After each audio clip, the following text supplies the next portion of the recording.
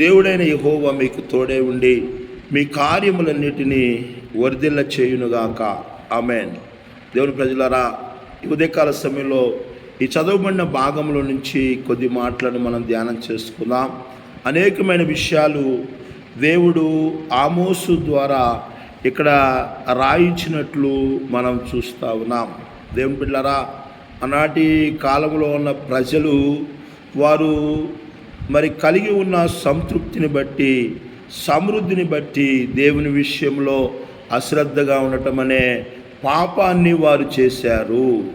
అశ్రద్ధ ఈరోజు మానవుడికి, అనేకులకి, దేవుని బిడ్డల సైతము కూడా అనేకమైన విషయాలలో ఎంతో శ్రద్ధ ఉంది, ఆసక్తి ఉంది. కానీ దేవుని విషయానికి వచ్చేసరికి అశ్రద్ధ అనేది అలముకుంటున్నట్లు మనం చూస్తూ ఉన్నాం.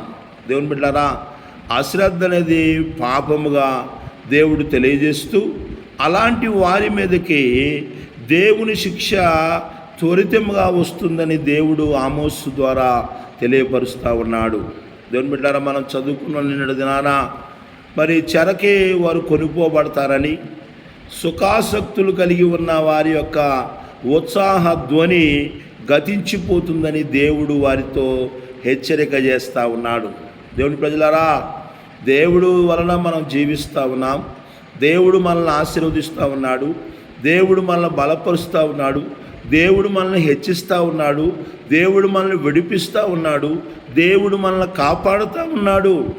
అలాంటి దేవుని విషయంలో మనము అశ్రద్ధగా ఉన్నట్లయితే నిశ్చయంగా దేవుని యొక్క శిక్షను మనం పొందుకోవలసిన వారమై ఉన్నామనే విషయాన్ని గుర్తుంచుకోవాలి. ఒకసారి మనం పరిశీలన చేసుకోవాలి. దేవుని విషయంలో ఎంత శ్రద్ధగా ఉంటున్నాము అనే విషయాలు మనము జ్ఞాపకం చేసుకోవాలనే విషయాన్ని బైబిల్ మనకి చాలా స్పష్టంగా తెలియజేస్తూ ఉంది. దేవుని విషయంలో ఎంత ఆసక్తితో ఉన్నావు, శ్రద్ధతో ఉన్నావు, మన వ్యక్తిగత విషయాల్లో, కుటుంబ విషయాల్లో ఎంత ఆసక్తితో ఉన్నావనే విషయాన్ని ఒకసారి మనం పరిశీలన చేసుకోవాలి.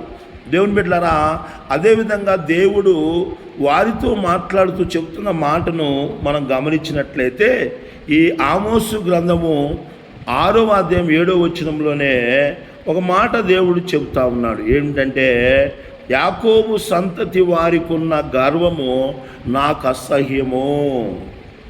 యాకోబు సంతతి వారికున్న గర్వము. దేవుని ప్రజలారా, యాకోబు సంతతి అని మాట్లాడుతూ ఉన్నాడు దేవుడు. దేవుడు ఈ యొక్క లోకంలో ఉన్న అన్ని జాతులలో, అన్ని రకాల ప్రజలలో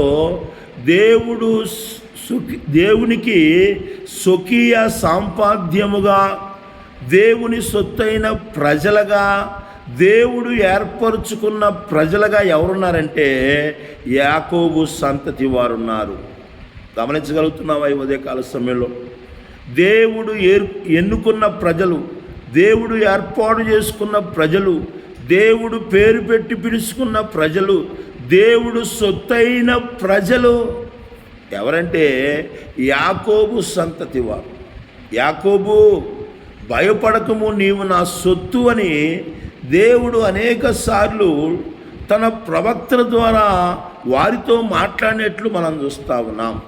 కానీ గమనించిన దేవుని బిడ్డలారా, దేవుని ప్రజలైన వీరు యాకోబు సంతతి వారికి ఉన్న గర్వము నాకు అసహ్యము.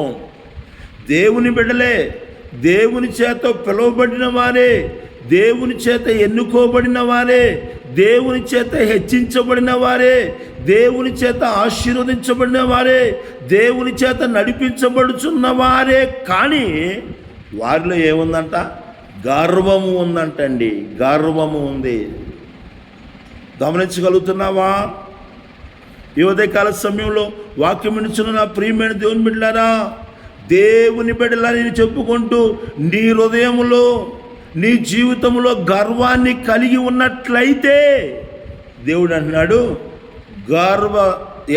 యాకోబు సంతతి వారికి ఉన్న గర్వము నాకు అసహ్యము. దేవునికి అసహ్యం అంటండి.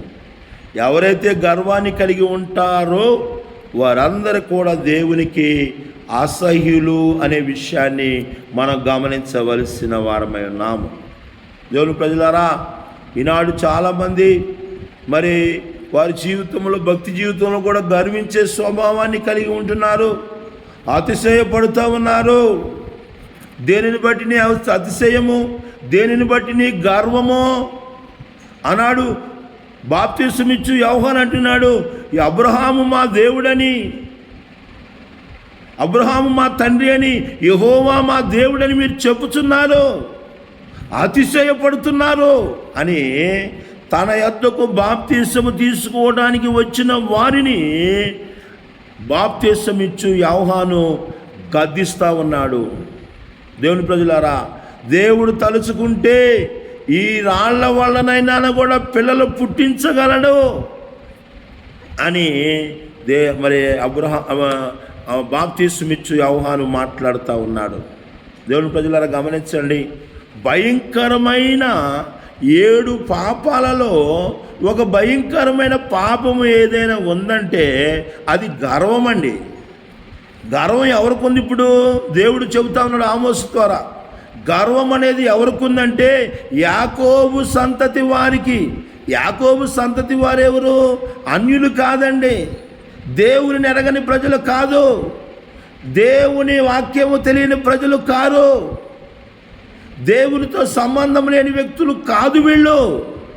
దేవుని ప్రజలే, దేవుని చేత ఏర్పరచబడిన వారే, దేవుని చేత ఆశీర్వదించబడిన వారే, దేవుని చేత మేలు పొందుకున్న వారే, దేవుని చేత నడిపించబడుతున్న వారే.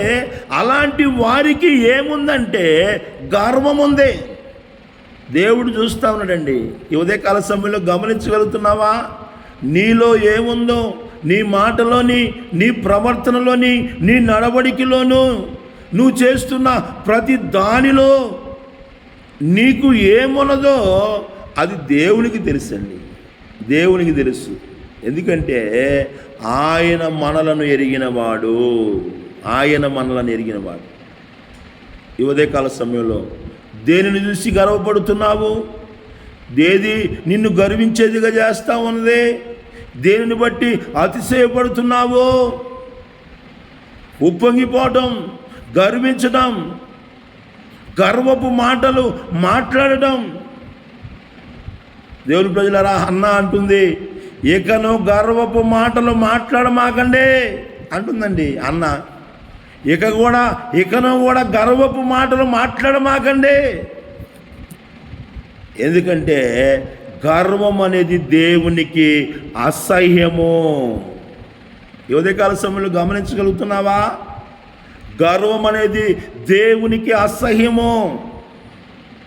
గర్వ హృదయులందరూ దేవునికి అసహ్యులు. గర్విష్ఠులను దేవుడు దూరమున పెడతాడు, గర్విష్ఠులను దేవుడు అణిచివేస్తాడు. గర్వము నీ జీవితంలో నిన్ను తగ్గిస్తుంది. దేనిని చూసి గర్వపడుతున్నావు? నీకున్న బలగాన్ని చూసి గర్విస్తున్నావా? నీకున్న సంపదను బట్టి గర్విస్తున్నావా? నీకున్న భక్తిని బట్టి గర్విస్తున్నావా? కొంతమంది భక్తిని బట్టి కూడా గర్వించే వాళ్ళు ఉంటారండి. భక్తి చేస్తూనే ఉంటారు, గర్వంతో నింపబడి ఉంటారు. వాక్యం చెబుతుంది, జ్ఞాని అయిన సొలొమోను అంటున్నాడు, ఎవని గర్వము వానిని తగ్గించును. గర్వముతో నింపబడిన జీవితాన్ని నువ్వు కలిగి ఉంటే నీ గర్వము నిన్ను తగ్గిస్తుంది. అహంకారులంటే, గర్విష్ఠులంటే దేవునికి అసహ్యము. వారికి ఎదురు నిలబడతాడు దేవుడు, ఎదురు నిలబడతాడండి. ఈ ఉదయకాల సమయంలో గమనించగలుగుతున్నావా? గర్వంతో ఉన్నావేమో, గర్విష్ఠిగా ఉన్నావేమో, గర్వపు మాటలు మాట్లాడుతున్నావేమో, గర్వ హృదయంతో నింపబడి ఉన్నావేమో. గర్వించిన ఒక రాజుని, నెబుకద్నెజరు అనే రాజుని దేవుడు ఏం చేశాడంటే అడవిలో గడ్డి మేసేలాగా, పశువుల మధ్య గడ్డి మేసేలాగా చేశాడండి దేవుడు. దేవుడు ఏదైనా చేయగలడు. ఆయన ఏదైనా చేయగలడు. ఆయనకు అసాధ్యమైనది ఏది లేదు అనే విషయాన్ని మనం గుర్తుంచుకోవాలి. నేను ఆరాధించే దేవుడు, నిన్ను నన్ను రక్షించిన దేవుడు యేసు ప్రభు వారి జీవితంలో గర్వం అనేది లేదండి. గర్వం అనేది లేదు ఆయనలో. వినయము కలిగిన వ్యక్తిగా ఉన్నాడు, సాత్వికుడుగా ఉన్నాడు, దీన మనస్సు కలిగి ఉన్నాడు. మత్తయి సువార్త 11వ అధ్యాయము 28-29 వచనాలు మనం చదివినట్లయితే, ప్రయాసపడి భారం మోసుకొనుచున్న సమస్త జనులారా నా యొద్దకు రండి, నేను మీకు విశ్రాంతి కలుగజేస్తాను. నేను సాత్వికుడను, దీన మనస్సు గలవాడను, నేను గర్విష్ఠుని కాదు. దేవుడు తెలియజేస్తూ ఉన్నాడండి. యేసయ్యలోనే గర్వం లేకపోతే దేవుని బిడ్డనని చెప్పుకుంటున్నావు నీవు, క్రీస్తు రక్తములో కడగబడ్డానని చెప్పుకుంటున్నావు, దేవుని చేత పిలువబడ్డావు, దేవుని చేత ఎన్నుకోబడ్డావు, దేవుని చేత ఆశీర్వదించబడ్డావు, క్రీస్తుని ధరించుకొని ఉన్నావు నీవు. ఆయనలో గర్వం లేదు, కానీ మనలో గర్వం ఉందంటే మనం ఎవరి బిడ్డలమో ఒకసారి పరిశీలన చేసుకోవాలండి. దేనిని బట్టి గర్విస్తున్నావు? ఈ ఉదయకాల సమయంలో వాక్యం వినుచున్న నా ప్రియమైన దేవుని బిడ్డలారా, నీ గర్వము దేనిని బట్టి? కొంతమంది వారికి ఉన్న వాటిని బట్టి గర్విస్తారు. అందరికంటే ఎత్తుగా, బలంగా, అందంగా ఉన్నానంటే అదొక గర్వం. అందరికంటే మంచి జ్ఞానం కలిగి ఉన్నానంటే అదొక గర్వం. నా ప్రియమైన దేవుని బిడ్డలారా, అందరికంటే బాగా చదువుతున్నామంటే, గొప్పగా ఉన్నామంటే అదొక గర్వం. దానిని బట్టి గర్వించేవాళ్ళు ఈరోజు వారు కలిగి ఉన్న వాటిని గర్వించేవారిగా ఉంటున్నారు. గమనించగలుగుతున్నావా? ఈ ఉదయకాల సమయంలో నీ గర్వము దేనిని బట్టి? యేసయ్యలోనే గర్వం లేదు. ఆయన చేసిన అద్భుతమైన కార్యాలు, ఆయన చేసిన ఆశ్చర్యమైన కార్యాలు ఈ ప్రపంచ చరిత్రలో, ఈ లోక చరిత్రలో ఎవరో చేయలేదండి. ఆయన ఎన్నో అద్భుతాలు చేశాడు, ఎన్నో మేలులు చేశాడు, ఎన్నో త్యాగాలు చేశాడు.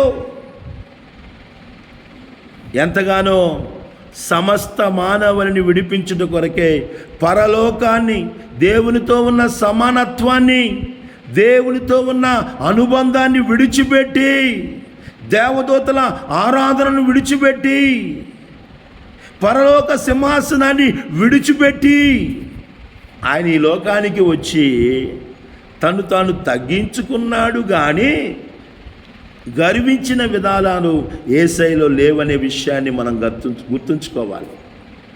యేసయ్యలో లేని గర్వము మనలో ఉందంటే మనము దేవుని బిడ్డలమా లేక ఎవరి బిడ్డలము అనేది ఒకసారి మనల్ని మనం పరిశీలన చేసుకోవాలి, పరీక్షించుకోవాలి. ఒకవేళ నువ్వు చెప్పుకోవచ్చు నేను దేవుని బిడ్డనని, కానీ నీలో గర్వం ఉంటే నువ్వు దేవుని వెంబడించే వాడవి కాదు, నువ్వు దేవుణ్ణి అనుసరించే వ్యక్తివి కాదు. నోటితో చెప్పుకోవచ్చు, నువ్వు నోటితో మాట్లాడచ్చు, కానీ నా ప్రియమైన దేవుని బిడ్డలారా, దేవుడు అంటున్నాడు, యాకోబు సంతతి వారికి ఉన్న గర్వము నాకు అసహ్యము. గర్వంతో నింపబడి ఉన్నావా? ఈ ఉదయకాల సమయంలో వాక్యం వింటున్న నా ప్రియమైన దేవుని బిడ్డలారా, గర్వముతో నింపబడి ఉన్నావా? అయితే నీవు దేవునికి అసహ్యుడవు. గర్వంతో నింపబడి ఉన్నావా?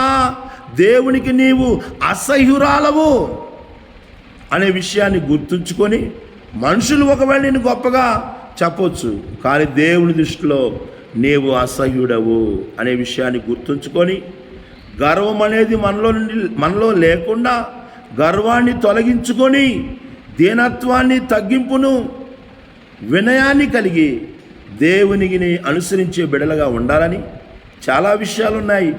అవకాశం ఉంటే రేపుటి దినాన మనం ధ్యానం చేసుకుందాం. దేవుడి కొద్ది మాటలు మనందరి వినికిడిలో దీవించి ఆశీర్వదించునుగాక. ఆమేన్, ఆమేన్.